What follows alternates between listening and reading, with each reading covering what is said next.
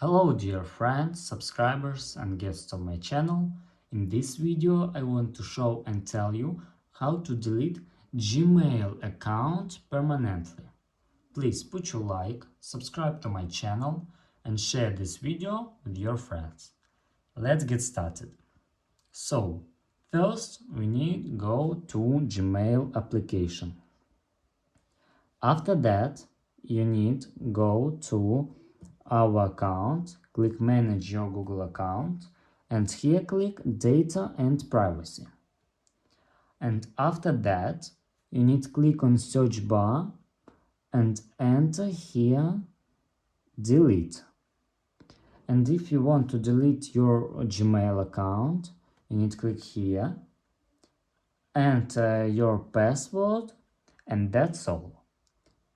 If you enjoyed this video and found it helpful, please put your like, subscribe to my channel and share this video with your friends.